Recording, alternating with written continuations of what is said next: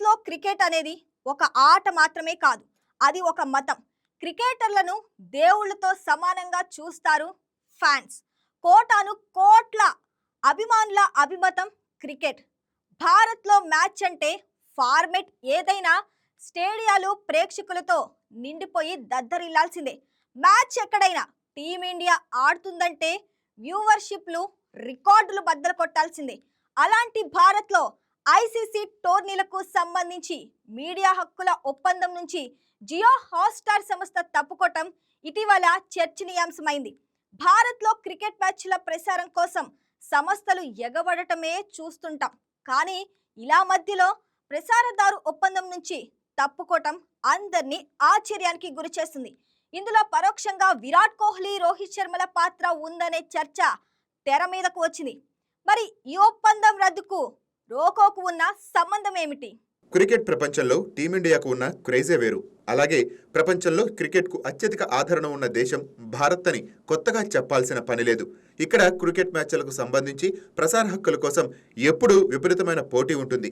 ప్రపంచంలో ఐసీసీ ఈవెంట్లు ఎక్కడ జరిగినా భారత్లో వ్యూవర్షిప్ బాగానే ఉంటుంది. ఆ ఒప్పందాల విలువ ఎప్పటికప్పుడు పెరుగుతూ ఉంటుంది కూడా. గత ఏడాది జియో హాట్‌స్టార్ సైతం భారత్లో ఐసీసీ ఈవెంట్ల మీడియా హక్కుల కోసం 3 ఏళ్ల కాలానికి ఏకంగా $3 మిలియన్ అంటే ఇండియన్ కరెన్సీలో సుమారు 27,000 కోట్లు చెల్లించేలా అంతర్జాతీయ క్రికెట్ మండలితో ఒప్పందం చేసుకుంది. కానీ ఏడాదిన్నర తిరిగేసరికి ఆ ఒప్పందం నుంచి తప్పుకోవాలని జియో హాట్‌స్టార్ నిర్ణయించుకోవటం ఐసీసీకి పెద్ద షాక్నిచ్చింది. అభిమానులకు సైతం ఆశ్చర్యాన్ని కలిగించే విషయం ఇది. దీంతో 2026 నుంచి 2029 కాలానికి గాను ఐసీసీ కొత్తగా బిడ్డింగ్ ప్రక్రియను నిర్వహించబోతున్నట్లు వార్తలు వస్తున్నాయి. 2024 నుంచి 2027 కాలానికి చేసుకున్న ఒప్పందంతో పోలిస్తే కొత్త ఒప్పందం విలువ తక్కువ కావటం గమనార్హం. ఈసారి $2.4 మిలియన్ అంటే సుమారు 21.6 వేల కోట్ల ఆదాయాన్ని అంచనా వేస్తోంది ఐసీసీ. జియో హాట్‌స్టార్ అర్ధాంతరంగా ఒప్పందం రద్దు చేసుకోవటానికి, వచ్చే 3 ఏళ్లకు మీడియా హక్కుల విలువ తగ్గటానికి కోహ్లీ, రోహిత్లు టెస్టుల నుంచి టీ20 నుంచి రిటైర్ అవ్వటం ఓ కారణంగా అభిప్రాయాలు వ్యక్తం అవుతున్నాయి. గత ఏడాది టీ20 ప్రపంచ కప్ విజయం అనంతరం రోహిత్, కోహ్లీ ఒకేసారి పొట్టి క్రికెట్కు రిటైర్మెంట్ ప్రకటించారు.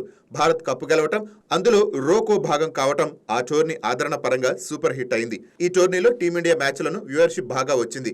కానీ ఆ టోర్నీతో రోహిత్, కోహ్లీ రిటైర్ అవడంతో టీ20 జట్టుకు ఆకర్షణ తగ్గిపోయింది. తర్వాత భారత టీ20 జట్టు సిరీస్ల మీద సిరీస్లు గెలుస్తుంది. కానీ రోహిత్, కోహ్లీ ఉండగా అభిమానుల్లో ఉన్న ఉత్సాహం ఇప్పుడు లేదని వాస్తవం. టీ20 మ్యాచ్లంటే ఎవరు ఆడినా స్టేడియాలే నిండుతాయి. కానీ రోహిత్, కోహ్లీ ఆడుతుంటే స్టేడియాల్లో ఉండే సందడే వేరు. ఈ ఏడాది వీళ్ళిద్దరూ టెస్టులకు కూడా గుడ్ బై చెప్పేశారు. వీళ్ళిద్దరూ రిటైర్ అయ్యాక భారత టెస్టు జట్టు మ్యాచ్లు ఆడుతుంటే స్టేడియాలు జనాలు లేక వెలవెలబోతున్నాయి. టెస్టులపై అంతకంతకు ఉత్సాహం తగ్గుతున్నప్పటికీ రోహిత్, కోహ్లీలను చూడటానికి స్టేడియానికి అభిమానులు వచ్చేవారు. కానీ వారు రిటైర్ అయ్యాక టెస్టులపై విముఖత ఇంకా పెరిగింది. వెస్టిండీస్తో సిరీస్ సందర్భంగా 1000 మంది కూడా స్టేడియంలో లేని పరిస్థితిని చూశాం. దక్షిణాఫ్రికా సిరీస్కు టికెట్ల ధరలు బాగా తగ్గించి అభిమానులను రప్పించే ప్రయత్నం చేశారు. కానీ అంతకంతకు పడిపోతున్న టీవీ వ్యూవర్షిప్ను మాత్రం పెంచలేకపోతున్నారు. వచ్చే ఫిబ్రవరి, మార్చి నెలల్లో భారత్ టీ20 ప్రపంచ కప్కు ఆతిథ్యం ఇవ్వబోతోంది. అయినా సరే జియో హాట్‌స్టార్ మీడియా హక్కుల ఒప్పందం నుంచి తప్పుకోవటం వెనుక రోహిత్, కోహ్లీ ఎఫెక్ట్ ఉందంటున్నారు విశ్లేషకులు. జియో హాట్‌స్టార్ ఓటీటీకి మామూలుగానే నష్టాలు వస్తున్నాయి. ఇటు చూస్తే ఐసీసీ ఈవెంట్లు మీడియా హక్కుల కోసం భారీగా డబ్బులు చెల్లించాలి. కానీ మ్యాచ్ల ప్రసారం ద్వారా ఆశించిన ఆదాయం వస్తుందనే అంచనాలు లేవు. రోహిత్, కోహ్లీ ప్రస్తుతం వన్డేల్లో మాత్రమే కొనసాగుతున్నారు. వాళ్ళు ఆడిన మ్యాచ్లు వ్యూవర్షిప్ కు ఎక్కువగా ఉంటుంది.